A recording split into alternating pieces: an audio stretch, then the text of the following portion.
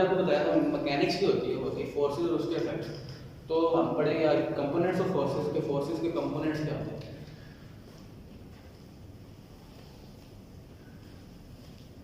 Component of forces. अच्छा, component of forces से पहले एक बार फोर्स ओवरव्यू कर लेते हैं। क्या होती है फोर्स? होती है मूव्स, वो एजेंट जो किसी बॉडी को मूव करवाए और टेंड्स टू मूव। ठीक हो गया। उसके बाद या उसको स्टॉप करवाए और टेंड्स टू स्टॉप करवाए, कोशिश करें स्टॉप करने की।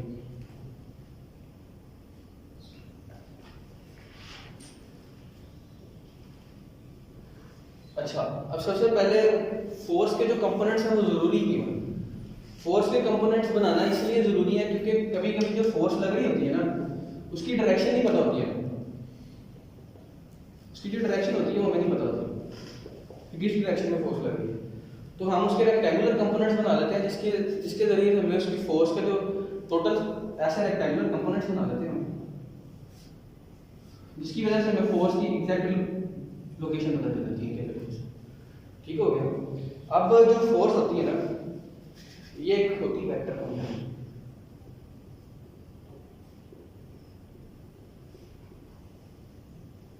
तो फोर्स वेक्टर क्वांटिटी है तो जाहिर सी बात है इसीलिए डायरेक्शन फाइंड कर रहे हैं। वेक्टर क्वांटिटीज वही होती हैं जिनके अंदर डायरेक्शन और मैग्नीट्यूड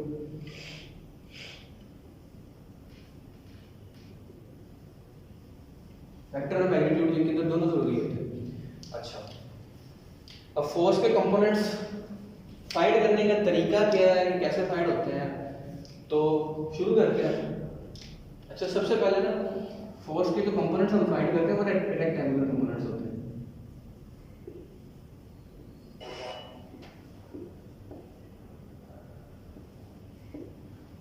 रेक्टेंगुलर कंपोनेंट्स हम इसलिए फाइंड करते हैं क्योंकि रेक्टेंगुलर कंपोनेंट में 90 डिग्री का एंगल बन जाता है, जिससे हम इजीली फाइंड कर सकते हैं कि 90 के दरमियान वाला एंगल कहाँ पे आएगा।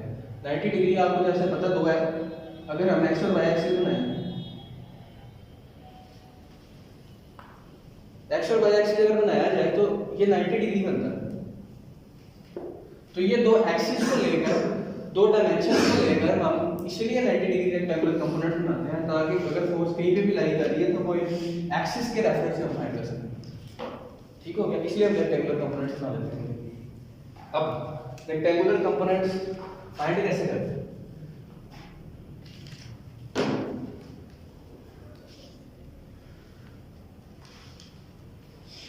रेक्टेंगुलर कंपोनेंट्स फाइंड कैसे करते हैं? ठीक हो गया। रेक्टेंगुलर कंपोनेंट फाइंड करने का सिंपलेस्ट मेथड ये है कि आप एक्सिस ले लें दो, वाई एक्सिस और एक्स एक्सिस। ठीक हो गया। ये कोई भी फोर्स जा रही है, उसकी हमें डायरेक्शन नहीं पता किस डायरेक्शन में। ठीक हो गया। तो हम उसको कंपोनेंट्स को ऐड करके उसकी डायरेक्शन को पता चेक करेंगे कि वो फोर्स किस डायरेक्शन में है। तो वो कंपोनेंट्स कैसे ऐड होंगे? जाहिर सी बात है, एक कंपोनेंट यहाँ पे कहीं होगा एक्स एक्सिस पे, एक कहीं होगा वाई एक्सिस पे, क्योंकि रेक्टेंगुलर कंपोनेंट्स हैं।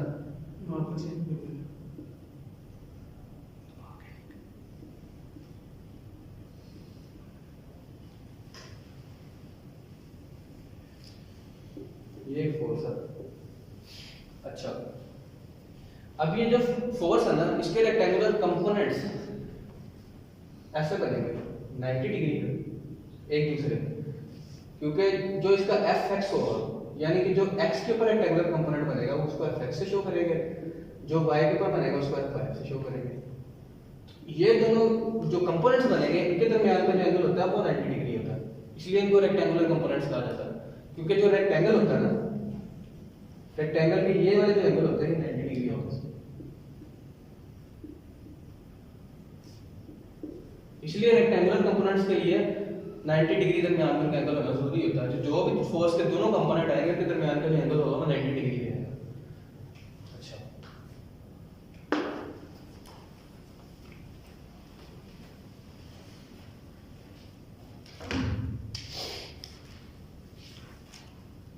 अब रेक्टेंगुलर कंपोनेंट्स फाइंड कैसे करते हैं? Y axis X axis force आ गई, लेट कर लिया उसने हमें। जब भी आप रेक्टेंगुलर कंपोनेंट फाइंड करेंगे ना, फोर्स ने आपको एक एक्सिस के साथ हमेशा एंगल दिया होगा, या वाई एक्सिस के साथ या एक्स एक्सिस के साथ, हमेशा एक एक्सिस के साथ एंगल गिवन होगा हमेशा। लेट कर लिया उसने एक्स एक्सिस के साथ दे दिया एंगल 60 डिग्री, ठीक हो गया। अब हमें पता तो है ये 30 डिग्री है, ठीक हो गया, लेकिन जो हमारे पास वैल्यू है ना वो सिर्फ इसी एंगल से फाइंड करेंगे हम इस तरह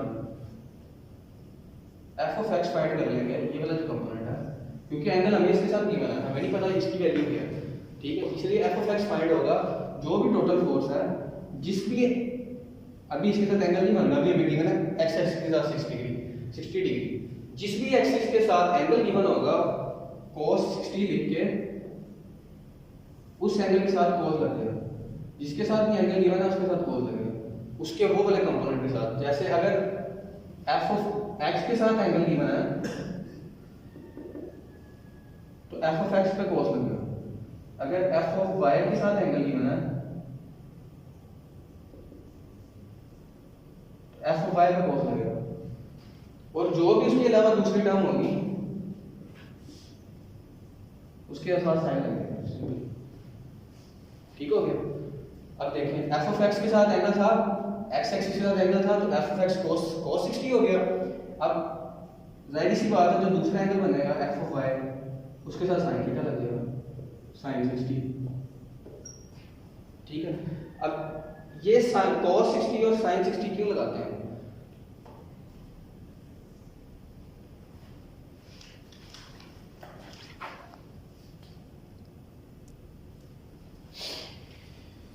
अच्छा, अब एफ वाई जिसके साथ एंगल गिवन नहीं होता उसके साथ साइन क्यों लगाते हैं, और जिसके साथ एंगल गिवन होता है उसके साथ कोस क्यों लगाते हैं? इसके पीछे की जो लॉजिक है वो मैं आपको बता देता हूँ।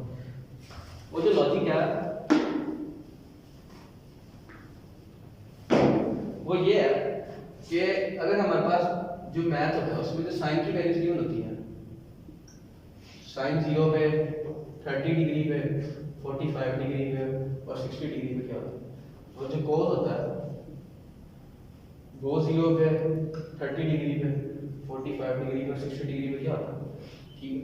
तो 0 पे साइन क्या होता है 0,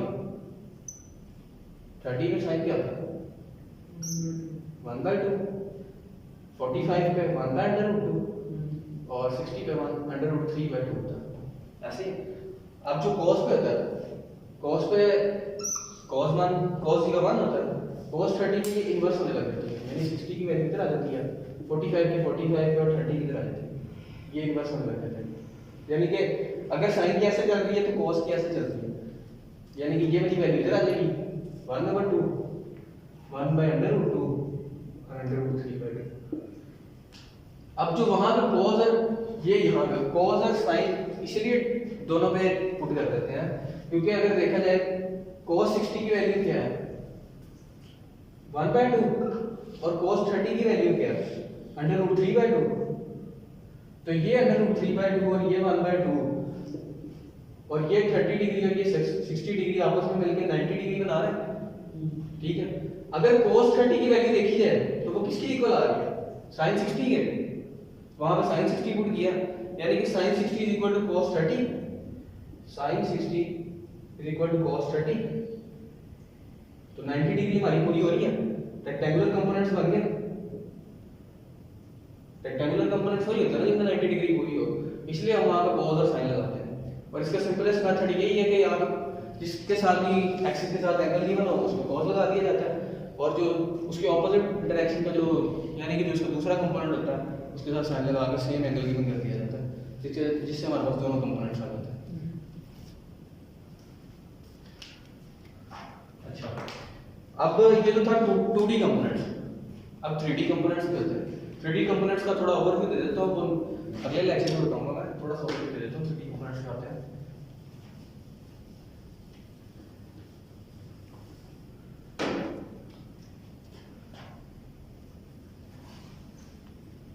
अब 3D से जाहिर सी बात शो हो रहा है कि 3 डायमेंशन होंगे, 3 एक्सिस होंगे, जैसे x, y और z, ये 3 एक्सिस हैं